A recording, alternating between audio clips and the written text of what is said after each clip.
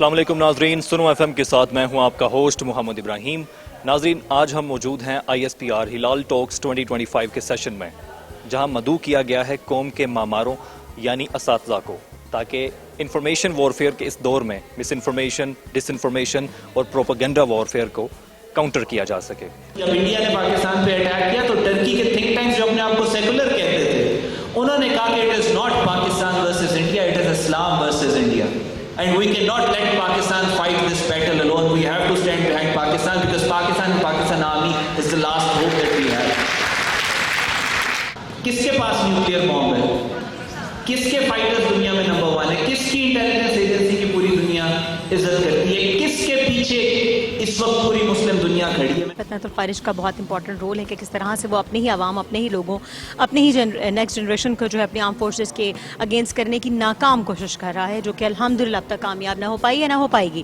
تو یہ بیسیکلی ایک اسرائیلی ایجنڈا ہے جس پر یہ کام کر رہے تھے فتنۃ الخارج۔ This psychological warfare going on just because the information is kind of overloaded and our youth is actually bombarded with the kind of messages, they couldn't actually differentiate what's right and what's wrong. So this session was quite thought provoking. یہ propaganda کا دور ہے، اور جو بھی false propaganda بھی ہوتا ہے تو وہ بچے جو ہیں وہ اس کا بہت زیادہ افیکٹ لیتے ہیں، لیکن جس وقت ہم کلاس میں ہوتے ہیں ان کے ساتھ اور جب وہ ہم سے کوشچننگ کرتے ہیں ان چیزوں کے بارے میں تو ہم ان کو جو ایکچوئل پکچر ہے وہ دکھاتے ہیں۔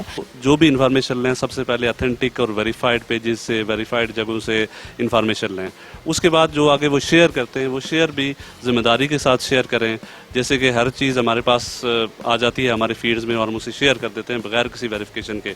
تو نوجوانوں کو یہ چاہیے کہ جو بھی انفارمیشن ان کے پاس آئے اسے پہلے ویریفائی کریں۔ It is the responsibility of the academia کہ ہم اپنے اسٹوڈنٹس کو گائیڈ کریں کہ انہوں نے کیسے دشمن کا اس 5th G کی جو وار ہے اس میں کمپیٹیبل ہونا ہے، اس کا مقابلہ کرنا ہے، اور ریئلی اپریشیٹ ISPR اسلام آباد کہ انہوں نے ہمیں موقع دیا، اور انشاءاللہ تعالیٰ ہم اس انفارمیشن کو آگے ڈسیمینیٹ کریں گے۔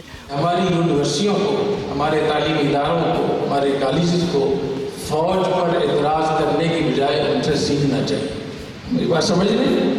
فوج سے سیکھیں، اپنے سسٹم کو بہتر کریں، اپنی بیوروکریسی کو بہتر کریں، اپنے میڈیا کو بہتر کریں، اپنے پولیس کو بہتر کریں۔ ہزاروں کی تعداد میں ہمارے مدرسے موجود ہیں، حفاظ بہت زیادہ ہیں، ماشاءاللہ ماشاءاللہ، لیکن اس کے باوجود ہمارا معیار جو ہے وہ کم سے کم ہوتا جا رہا ہے۔ ہم اپنے ریلیجس اسکالر سے یہ ایکسپیکٹ کرتے ہیں کہ وہ ملک میں ریلیجس ہارمنی کو پروموٹ کریں۔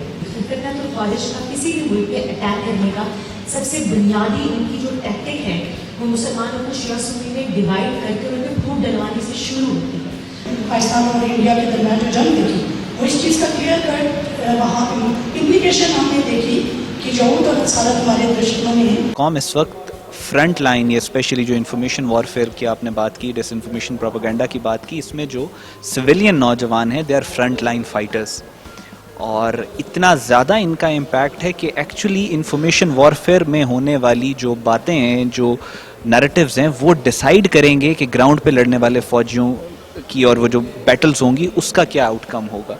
سو جوانوں کے اوپر انسانی تاریخ میں سب سے زیادہ جنگوں کو لے کر رسپانسبلٹی اب آئی ہے۔